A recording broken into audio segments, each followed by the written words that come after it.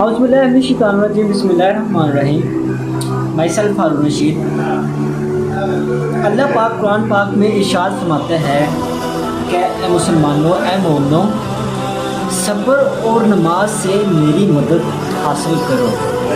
اور اس کے بعد اللہ پاک ارشاد فرماتا ہے کہ اگر تم شکر کرو گے تو تمہیں اور زیادہ دیا جائے گا۔ اللہ پاک نے ہمیں بے شمار نعمتوں سے نوازا ہے، ایسی ایسی نعمتیں اللہ پاک نے عطا کی ہیں۔ اگر آپ اس کو لکھنا بھی چاہیں نا تو سارے دریاؤں کی جو ہے وہ پانی، وہ سیاہی ختم ہو جائے اور سارے درختوں کے قلم ختم ہو جائے تو آپ اللہ پاک کی نعمتوں کا شمار نہیں کر سکتے۔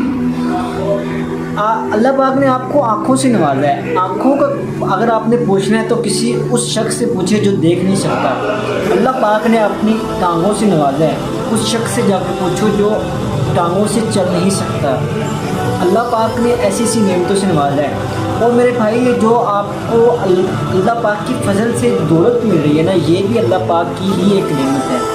یقین کرو، یہ تمہارے جو بنگلے ہیں نا، یہ تو تمہارے بنگلے تو آپ لوگوں نے پیک بیلنس بنگلے یہ بنائے ہوئے ہیں، یہ اگر آپ کی باڈی کا ایک پارٹ خراب ہو جائے، اللہ نہ کرے آپ کا کہیں جاتے ہوئے ایکسیڈنٹ ہو جائے اور آپ کے اندر باڈی کا پارٹ خراب ہو جائے تو یقین کرو آپ کے بنگلے سیل ہو جائیں گے، آپ کی ہر چیز سیل ہو جائے گی۔ اگر اللہ پاک نے اس کو نہ چاہا ٹھیک کرنا تو آپ کی ہر چیز سیل ہو جائیں گے، آپ سڑک پہ آ جائیں گے۔ تو اللہ پاک کی ہر دی ہوئی چیز کا شکر ادا کریں۔ بات کرتے ہیں حضرت ایوب رضی اللہ تعالیٰ عنہ کی، جو کہ جن کے پاس بے تحاشا مال و دولت تھا، مویشی تھے، بیٹے تھے، آئی تھنک 11 سے 12 بیٹے تھے اور بیویاں تھیں، اور وہ اللہ پاک کا بہت زیادہ شکر ادا کرتے تھے۔ تو شیطان نے کہا کہ یہ اس لیے شکر ادا کرتا ہے کہ آپ نے اس کو نوازا ہی بہت ہوا ہے۔ تو اللہ پاک نے فرمایا اچھا ٹھیک ہے، ہم اس کا امتحان کرتے ہیں۔ حضرت ایوب علیہ السلام کے سارے بیٹے ایک مکان کے اندر سوئے ہوئے تھے۔ اس مکان کی چھت گری اور ان کے سارے بیٹوں کا انتقال ہو گیا۔ اس کے بعد ان کے جو مال مویشی تھے ان سب کا انتقال ہو گیا اور سب بھی مر گئے۔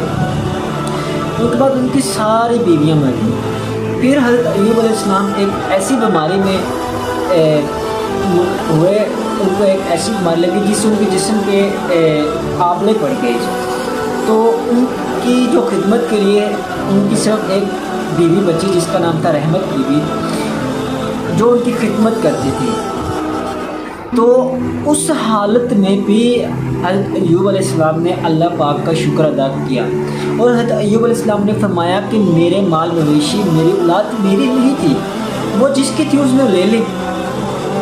تو جب ان کا صبر اور شکر ادا بھی پہنچا تو تب پھر اللہ پاک نے حضرت ایوب علیہ السلام کو شفا عطا فرمائی۔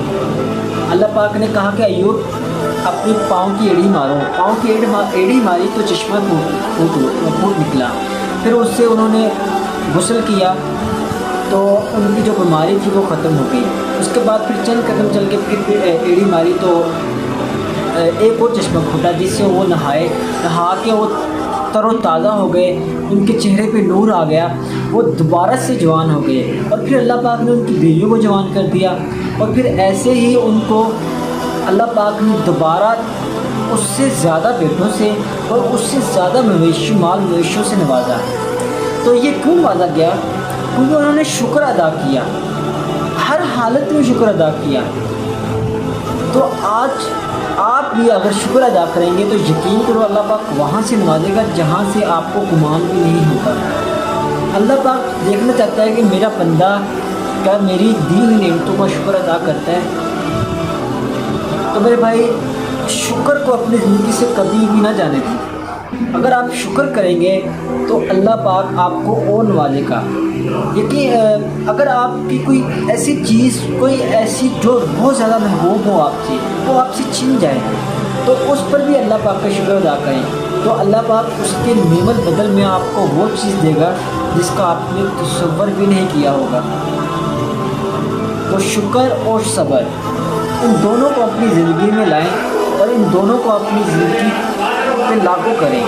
کہ اگر میرے پہ کوئی مصیبت آ گئی، کوئی مشکل آ گئی، تو میں اللہ پاک کے شکر کو اور صبر کو کبھی نہیں چھوڑوں گا۔ انشاءاللہ اللہ پاک آپ کو اس سے نجات فرمائے گا اور اس کا نعم البتو بھی اچھا دے گا۔ جزاکم اللہ خیر و احسن۔